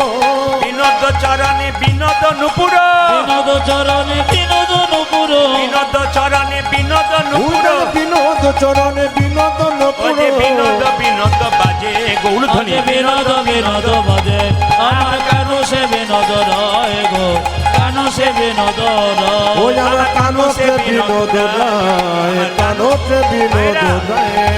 আচ্ছা বলুন তো, মুকুন্দ গাইছে নবাবকে একটা মেয়ে পাখা করছিল, কিসের পাখা? তালপাতা না প্লাস্টিকের? জোরে বলুন, একটু জোরে বলুন। তালপাতা। আচ্ছা, তার মধ্যে কোন পাখির পালক ছিল, কাকের না কোকিলের? জোরে বলুন। আমি টেস্ট করলাম। মুকুন্দ সরকার কীর্তন, নবাব মুকুন্দ কীর্তন করছে, নবাব পেছন থেকে বলল মুকুন্দ। আর যে না মুকুন্দের দিকে তাকাতে গেছে, ময়ূরের পালক দেখে নবাব এই মুকুন্দ সরকার চিৎকার করে বলল, হে কৃষ্ণ কৃষ্ণ করুণাম করুণাম করুণা করো, করুণা করো। মায়েরা, নবাবের ময়ূরের পালকের দিকে তাকিয়ে মুকুন্দ অজ্ঞান হয়ে গেল। নবাব বলল, কে আছিস? মুকুন্দকে জল দে। মুকুন্দকে জল দিয়েছে, মা জ্ঞান ফিরেছে। মুকুন্দ মনে মনে ভাবল, নবাব আমি কিন্তু তোমার ওই ময়ূরের পালক দেখে অজ্ঞান হয়েছিলাম, কিন্তু আমি তোমাকে সত্যি কথা বলবো না, মিথ্যে কথা বলবো। নবাব জিজ্ঞেস করলো, তুমি কীর্তন করতে করতে আমার দিকে তাকালে অজ্ঞান হলে কেন? মুকুন্দ মিথ্যা করে বলল, নবাব আমি সারা বাংলা চিকিৎসা করি, আমার একটা রোগ আছে। কি রোগ? মৃগী রোগ। নবাব বলল, তুমি হয়তো জানো না, আমার রাজ্যে একটা নিয়ম আছে, এখানে যে মিথ্যে কথা বলবে তার জিভটাকে আমি ছিঁড়ে নেব। তবে তুমি যেহেতু আমার পেটের রোগ ভালো করেছো, আমি তোমাকে কিচ্ছু করলাম না। তোমার যদি মৃগী রোগ হবে, তুমি যখন অজ্ঞান হয়ে গেছিলে চোখ থেকে জল পড়ছিল কেন? তোমার যদি মৃগী রোগ হবে, তুমি যখন অজ্ঞান হয়ে গেছিলে তুমি কৃষ্ণ বলে কাঁদছিলে কেন? মুকুন্দ বলে উঠল, নবাব আমার অপরাধ হয়ে গেছে। নবাব বলল, অপরাধ তোমার হয়নি, আমার হয়েছে। তোমার মতো কৃষ্ণ ভক্তকে আমি আমার কেনা গোলাম মনে করে ভুল করেছি। যারা কৃষ্ণ ভক্ত হয় তারা যেমন তেমন গোলাম হয় না, ভগবানের দাস। হরি ও হরি ও। মুকুন্দকে বলল, মুকুন্দ যাও, তোমাকে গোটা শ্রীখণ্ডটা আমি লিখে দিলাম। বলুন ঈশ্বর মঙ্গল করলো না করলো না? জোরে বলুন। নবাব বলল, গোটা শ্রীখণ্ডটা তোমার নামে লিখে দিলাম, কোনো অভাব থাকবে না। তবে আমার যদি কোনদিন পেটের রোগ হয় তুমি দেখে যেও। মুকুন্দ বাড়ি চলেছে মা, আর গাইতে গাইতে যাচ্ছে। কি গাইছে? আহ, ভগবানের কি লীলা। বাড়ি ফিরছে, এবার রঘুনন্দনের জন্ম হবে কিন্তু। যশোদার দুলাল, আজ যশোদারি দোলা, মুকুন্দ গাইছে, যশোদার দুলাল, যশোদারি দোলা, তুমি বজের রাখা, তুমি ব্রজের রাখা, বৃন্দাবন মন যশোদারি দোলা, ব্রজের রাখা, বৃন্দাবন মন বজের রাখাল বৃন্দাবন মনোহারি।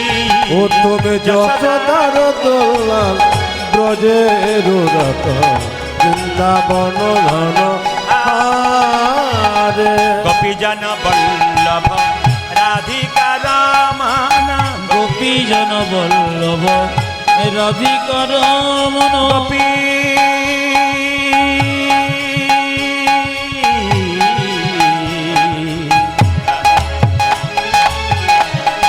গোপী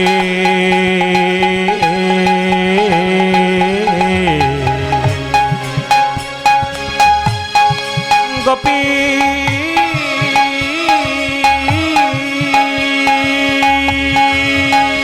হে প্রাণ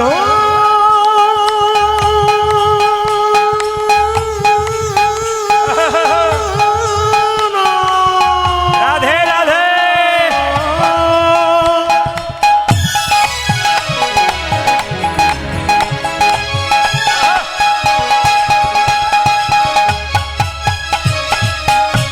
হে প্রাণ বল্লভ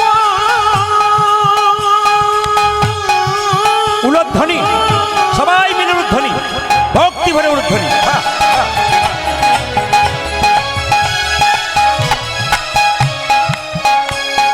হে প্রাণ আরে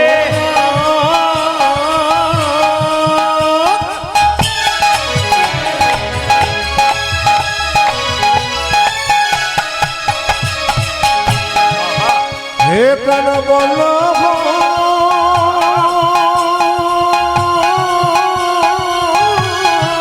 রাধে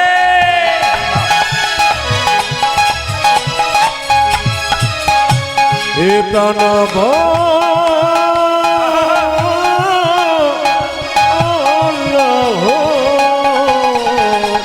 গোপী জন বল্লভ রাধিকার মন গোপী জন বল্লভ রাধিকা রাম তুমি গোপীজন বল্লভ রাধিকা রমণ গোপী জন বল্লভ রাধিকা রাম ও তুমি গোপী জন বল্লভ রাধিকার মন চিত্তবিত্ত মনোহারি উলধ্বনি বৃন্দাবন মনোহারি আজ যশোদার দোলাল তাই গৌর হরি হরি মনোহারি ও তুমি যশোদার দোলাল ব্রজের রাখাল বৃন্দাবন ঘন বৃন্দাবন মনোহারি বৃন্দাবন মনোহারি বৃন্দাবন মনোহারি মাইরা অহংকার যদি কারো হয় তবে সব শেষ হয়ে যায়। মুকুন্দ সরকার বাড়িতে এসে দেখলো তার স্ত্রীর রোগ হয়েছে। ভগবান মনে মনে ভাবলো, মুকুন্দ তুমি সারা বাংলা চিকিৎসা করে তোমার ভেতর অহংকার হয়ে গেছে, তোমার স্ত্রীর শরীরে এমন রোগ দেবো দেখি তুমি রোগ ধরতে পারো কিনা। ছুটে এলো স্ত্রীর কাছে, চিৎকার করে বললো, কই গো ঘরণী, স্বামী এ কি আমার হলো গো, স্বামী কি আমার হলো গো? আমার সর্বাঙ্গ যেন জ্বলে আমার সর্বাঙ্গ যায়। যেন জ্বলে যায়। মন দিয়ে শুনবেন, সবাই মাথায় কাপড়টা নিন। মুকুন্দ সরকারের স্ত্রী মহাপ্রভুর চিমানো পান খেলো, আর তার থেকে গর্ভের সন্তান এলো, আর সেই সন্তানটা জন্ম নিল সরস্বতী পুজোর দিনে। সবাই মাথায় কাপড় নিন, আপনাদের সন্তান যেন কৃষ্ণ ভক্ত হয়।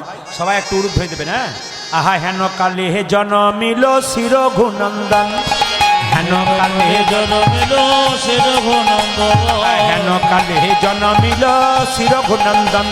জন্ম নিল রে। সবাই উলুধ্বনি দেবেন, হরি বল হরি বল।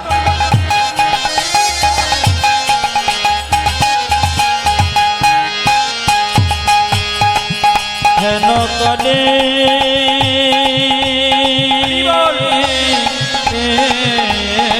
উলুধ্বনি।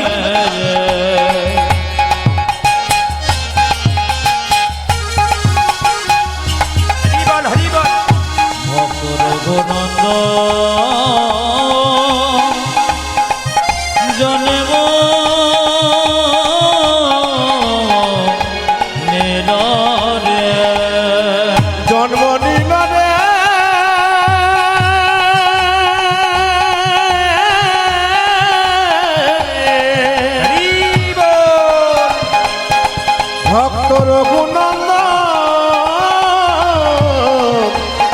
জন্ম নিল যে বাবা বাবা আজ হেন কালে আহারে! জন্ম নিল জন্ম নিল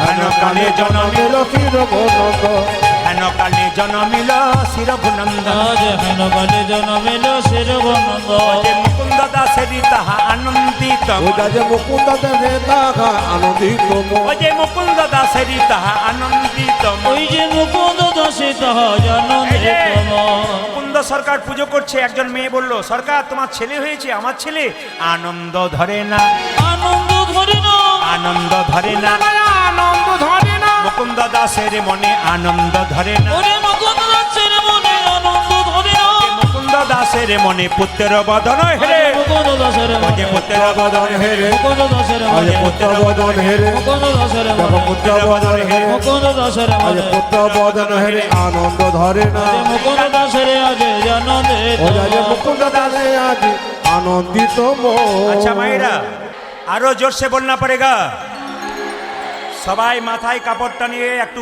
বাবু হয়ে বসুন। দাদা ভাইরা যারা আছেন রুমাল তোয়ালে থাকলে মাথায় নেবেন, না থাকলে মাথায় একবার হাতটা দিয়ে করজোরে বসবেন। যারা দাঁড়িয়ে আছেন তারা একটু মাথায় হাতটা নিয়ে নেবেন, তারপর নমস্কার করে গোবিন্দকে নমস্কার করে আপনারা দাঁড়াবেন। আচ্ছা মায়েরা, যেদিন কিন্তু ছেলেটি নাড়ু খাওয়াচ্ছে সেদিন ছিল মায়েরা পয়লা বৈশাখ। জোরে বলুন, নববর্ষ কি? নববর্ষ কি? নববর্ষ কি? আচ্ছা নববর্ষে কিছু মনে করবেন না, নতুন বছরে যে পঞ্জিকা তৈরি হয়, এই পঞ্জিকা কোন রাজার আমলে তৈরি হয়েছিল? প্রশ্নটা আপনাদের দিয়ে গেলাম। পঞ্জিকাটা কোন রাজার আমলে তৈরি হয়েছিল? এক। 2 নম্বর প্রশ্ন দিয়ে গেলাম, এই যে শুভ হালখাতা হয়, একটু মাথায় নেবেন জিনিসগুলো, তাহলে মনে রাখতে পারবেন। যদি না পারেন আমি নাম্বারটা বলে দিচ্ছি, প্রত্যেকটি ক্যামেরা থাকবে, আমাকে 7 দিন পর জিজ্ঞেস করে উত্তর দিয়ে দেবো। দ্বিতীয় উত্তর কি? দ্বিতীয় প্রশ্ন কি?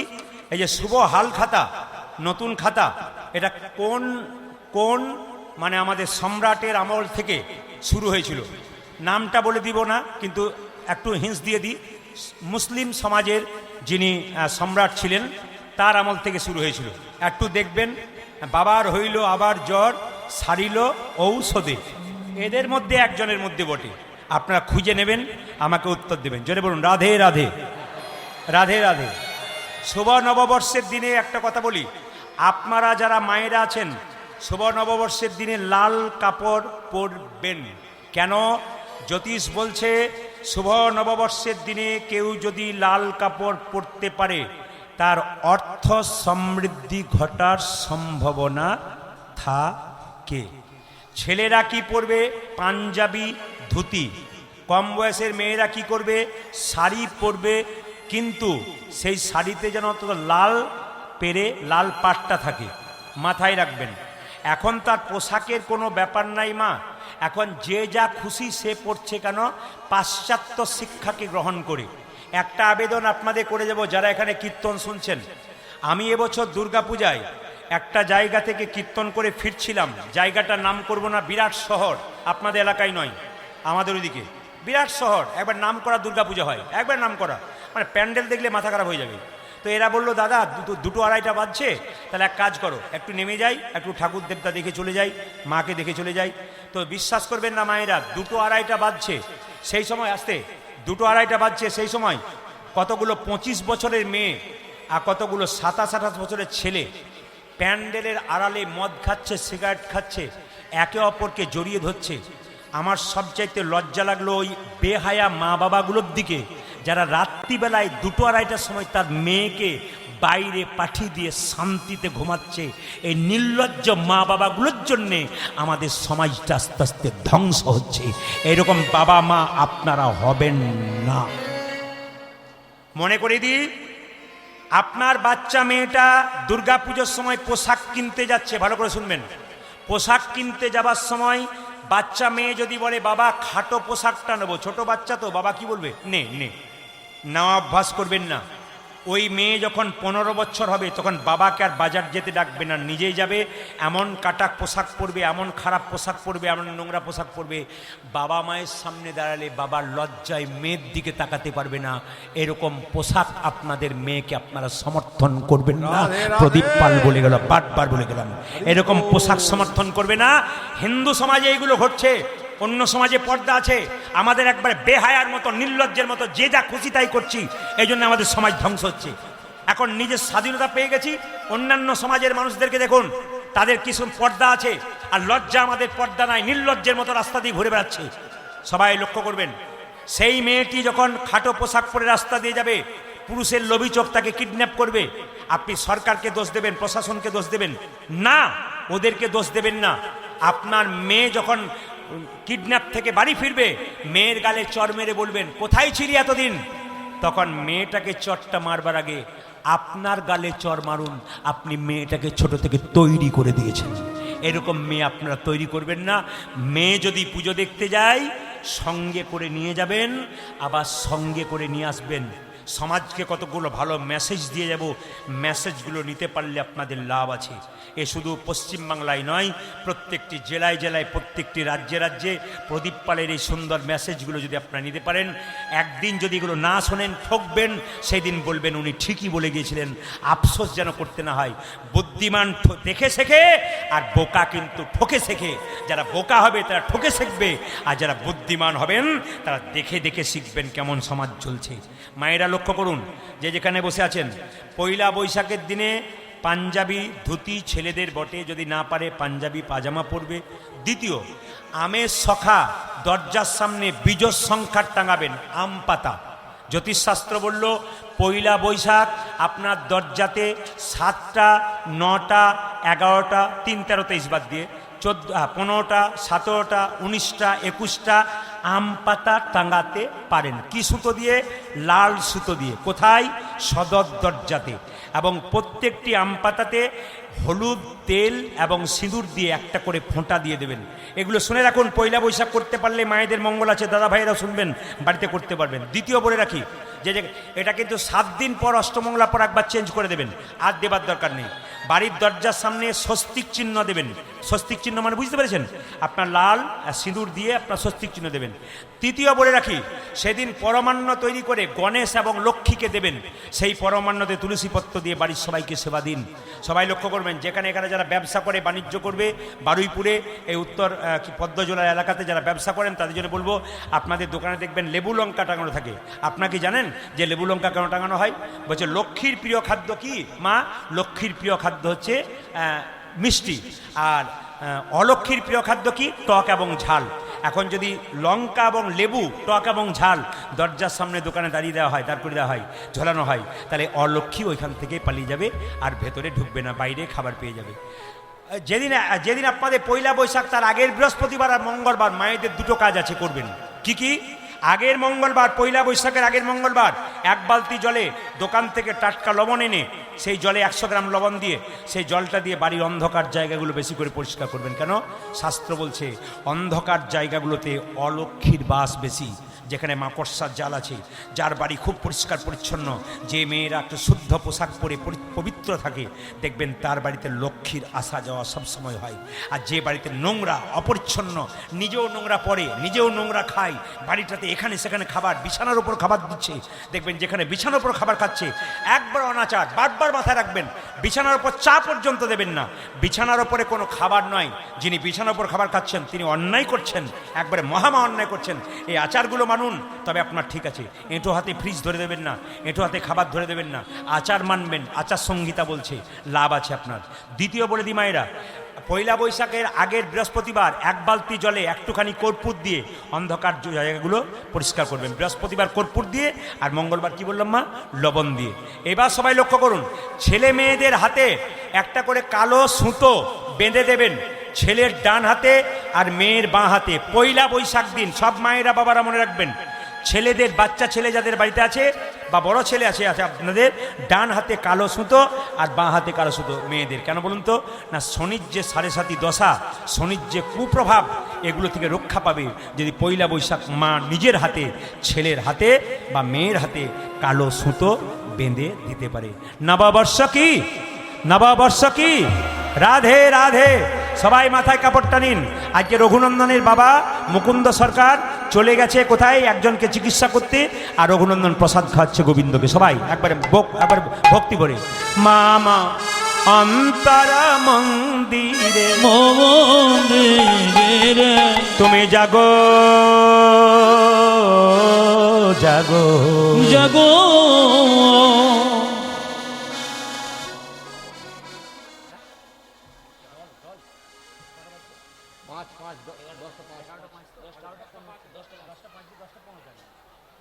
মায়েরা সবাই মামা এখানকার কমিটি কিন্তু খুব ভদ্র, এখানকার কমিটি এত খরচা, সুন্দর ব্যাপার, মানে দারুণ। আমি খুব খুশি হলাম, প্রথম এলাম। সবাই ভক্তি ভরে বসুন, এই প্রসাদটা দর্শন করবেন। মামা অন্তরা মন্দিরে সবাই ভক্তি ভরে জাগো জাগো। আর মাত্র 10 মিনিট। মদন কৃষ্ণ গোপাল গোপাল উলুধ্বনি মদন কৃষ্ণ গোপাল। সবাই দর্শন করুন, সবাই অন্তর মন্দিরে জাগো জাগো। মদন কৃষ্ণ গোপাল গোপাল মদন কৃষ্ণ গোপাল। অন্তর মন্দিরে জাগো জাগো মদন কৃষ্ণ গোপাল গোপাল রে মদন কৃষ্ণ গোপাল। মম অন্তর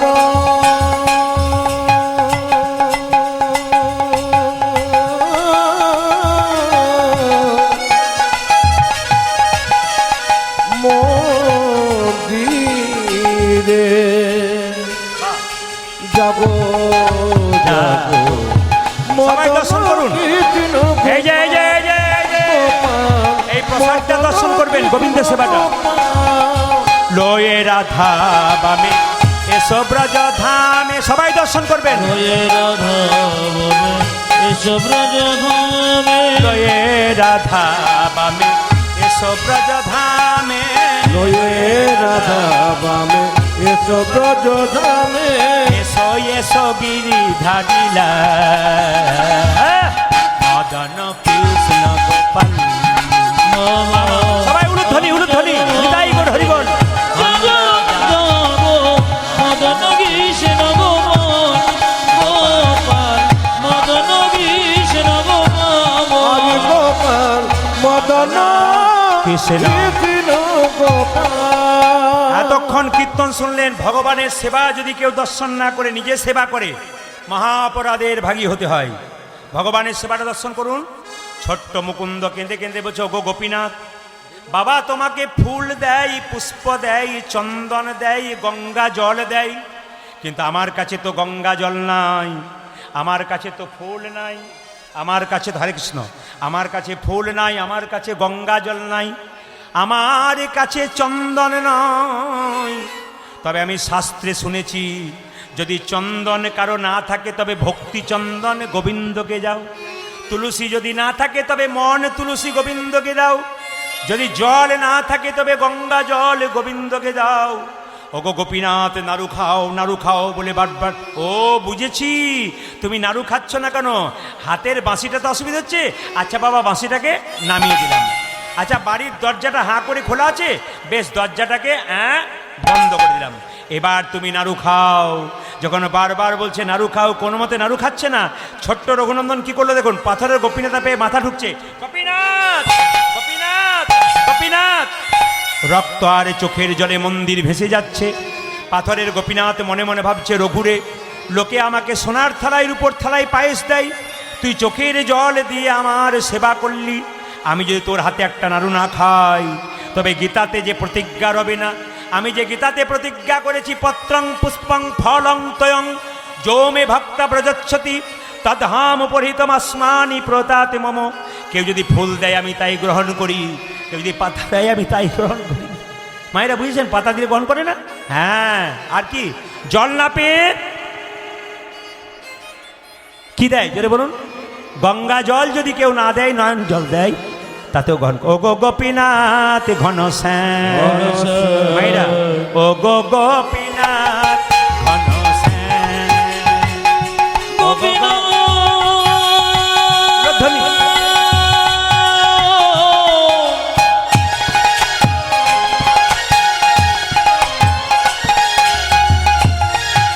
ও গো গোপীনাথ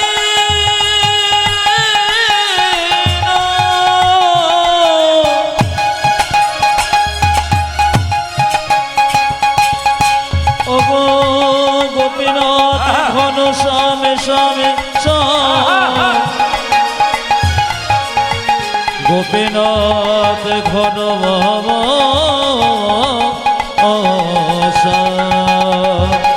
ও গো গোপীনাথ ঘন শ্যাম আজ যোগ গোপীনাথ ঘন শ্যাম, যোগ গোপীনাথ ঘন মায়েরা, একটা একটা করে নাড়ু খেতে খেতে সব নাড়ু খেয়ে নিচ্ছে। পাথরের গোপীনাথকে রঘুনন্দন জিজ্ঞেস করছে, হ্যাঁ গো গোপীনাথ, তুমি তো বাবার হাতে এত নাড়ু খাও না, আমার হাতে নাড়ু খাচ্ছ কেন?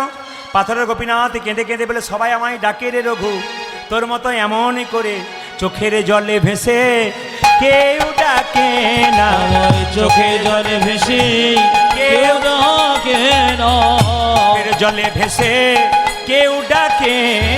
এমন চোখের জলে ভেসে কেউ ডাকে না। ওরে মন্তে তন্তে সবাই ডাকে, চোখের জলে ভেসে কেউ ডাকে না। আমায় মন্ত্রী তন্ত্রে সবাই ডাকে এমন চোখের জলে ভেসে কেউ ডাকে না। উদয় মন্ত্রে তন্ত্রে সবাই ডাকে, চোখের জলে ভেসে কেউ ডাকে না। উদয় মন্ত্রে তন্ত্রে সবাই ওরে ডাকে। চোখের জলে ভেসে কেউ ওই ডাকে না। আমার চোখের জলে ভেসে কেউ ডাকে না। মায়েরা, যেই না পাথরের গোপীনাথ নাড়ু খাচ্ছে, বাবা চিকিৎসা করতে গিয়েছিল, দরজাটা হাঁ করে খুলে দিয়েছে। অমনি দেখছে পাথরের গোপীনাথ নাড়ু খেতে খেতে অর্ধেকটা পাথরের হয়ে গেছে। রঘুকে জিজ্ঞেস করছে তার বাবা, হ্যাঁ রে, আমি দেখছি পাথরের নাড়ু, আর তুই কি দেখছিস? রঘু বলছে, বাবা আমি আসল নাড়ু দেখছি। রঘু কেঁদে কেঁদে বলছে, গোপীনাথ, বাবা দেখছে পাথরের নাড়ু, আমি দেখছি আসল নাড়ু। কেন দেখছি? পাথরের গোপীনাথ আকাশবাণী করে বলল, রঘু রে, পিতার পুণ্যে পুত্রের উদয় হয়, কিন্তু শাস্ত্রে প্রমাণ করে দিলাম তোর দ্বারা পুত্র যদি কৃষ্ণ ভক্ত হয়, তবে পুত্রের পুণ্যে পিতা মাতার ভাগ্যের উদয় হয়। এই যে তুই তোর হাতটা তোর বাবার মাথায় ঠেকিয়ে দে, দেখতে পাবে আমি নাড়ু খাচ্ছি। আজও যদি আপনার শ্রীখণ্ডে যান, কি দেখতে পাবেন? পদকর্তা বললেন, অদ্যপি খণ্ডপুরে অর্ধনাড়ু আছে করে। অতপে খণ্ড বরে অধনা রয়েছে বরে অদ্যপি খণ্ডপুরে অর্ধনাড়ু আছে করে। অদ্যপি খণ্ডপুরে অর্ধনাড়ু আছে করে। দেখে যত ভক্তগণ জনে জনে, অজে দেখে যত ভক্তগণ জনে জনে দেখে যত ভক্তগণ জনে জনে, দেখো যত ভক্তগণ জনে জনে। যে বজের মদন যেই শিরগুনন্দন সেই, সেই ব্রজের মদন যেই শির গন্ধন সে বজের মদন যেই শিরগুনন্দন সেই। আগে ব্রজের